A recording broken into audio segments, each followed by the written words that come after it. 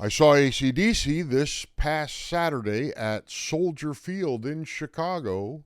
This video will detail some of my experience, and if you watch it to the end, I promise cannons and fireworks. My name is Mark, and this is my music rundown. Hey, do me a favor, please hit that subscribe button. It's free and it helps me out. ACDC played Soldier Field in Chicago. What a spectacular show. The opening act was a band called The Pretty Reckless. I would describe them as a harder, darker version of Paramore. Taylor Monson, the lead singer of The Pretty Reckless, has a huge stage presence and was captivating to watch. Here she is addressing the crowd. Chicago! Alright, we have officially hit that part of the set. We've hit my favorite part where the sun has gone down and the horns have come up. And in the honor of ACDC, I'm going to ask for your participation. Chicago, get your hands up in the air, every single one of you, because tonight we are all going to fucking hell.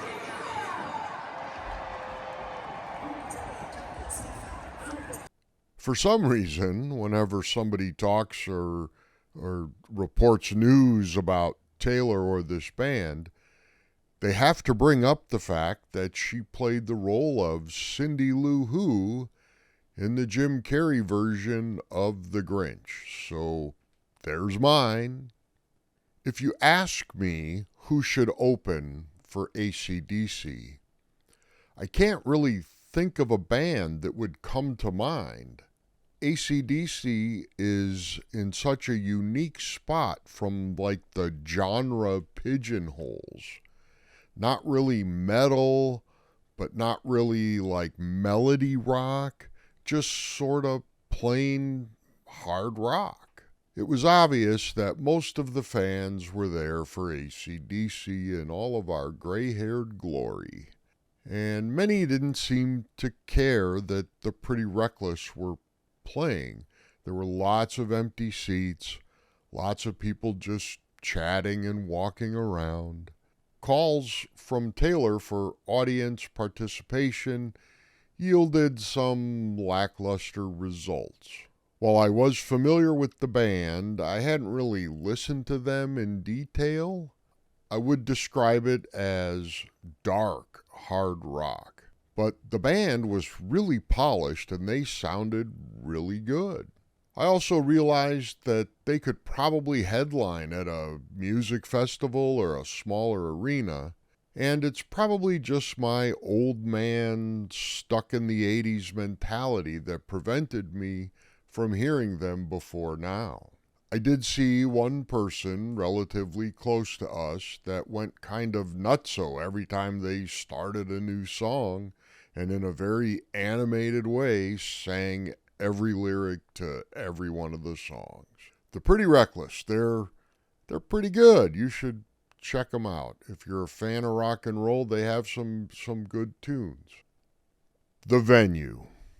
Soldier Field, the home of the Chicago Bears, for now anyway.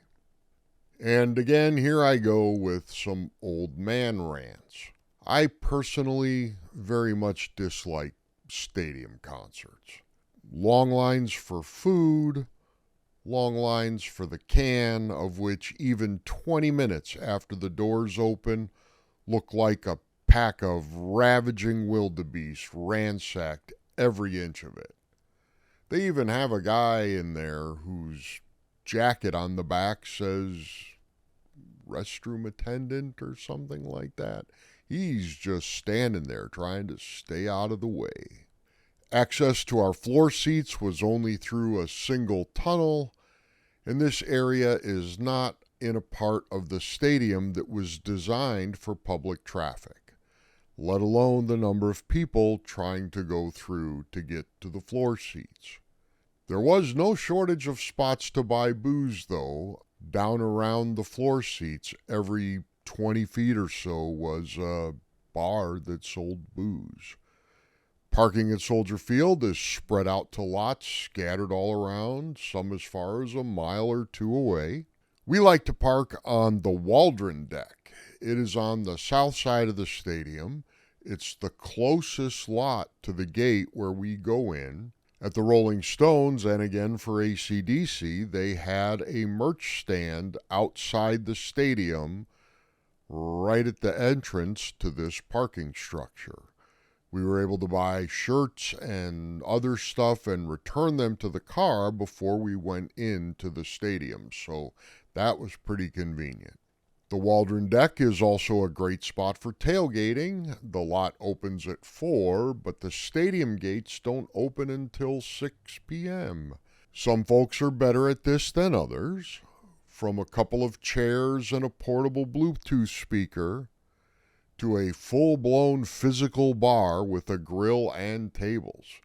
Yes, I saw a cabinet, stainless steel on wheels, functioning as a bar service area for about 15 people who were tailgating in one spot.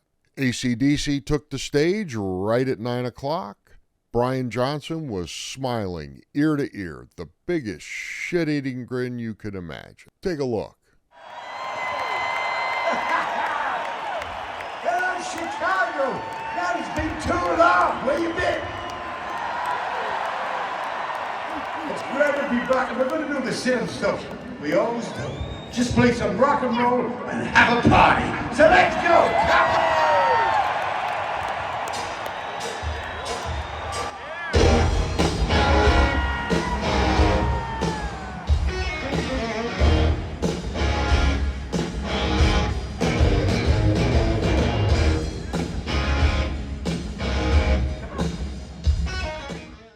The band sounded great. Angus stole the show for sure. He was energetic, and his playing was tight and in time, and strutting across the stage. Check this out.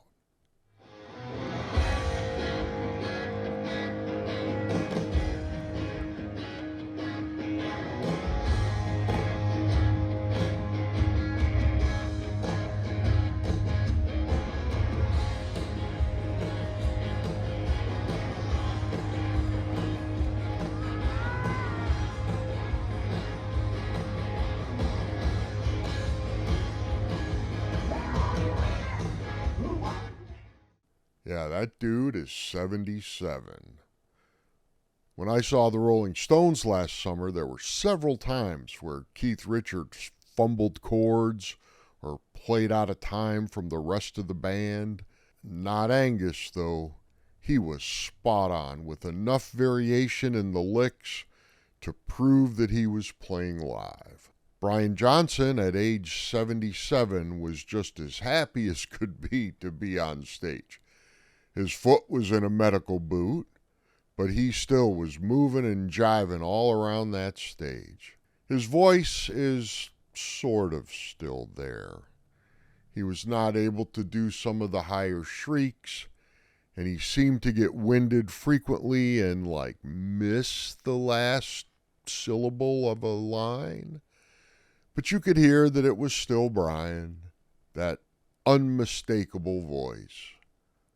Between each song, there was a noticeable and perhaps awkward pause. Usually at a concert, when a song ends with the stage going dark, it's almost immediately that the spotlight returns to the lead singer for some chatter, or hits the lead guitar for the starting lick of the next tune. ACDC ended each and every song with the stage returning to dark and some bluish lights coming off of the background. You could kind of see the band guys regrouping at the drum riser. Sometimes Angus would change guitars. We were not really close enough to see all the details, but it seemed like Brian would take a moment to catch his breath, and I was totally okay with these breaks. I mean, they got to do what they got to do. I'm just glad there doing it. It also made taking video of the song super easy because there was a very distinct starting point and a very distinct ending point. Here's a sample of that delay in all of its glory. Fucking cold, huh? Right?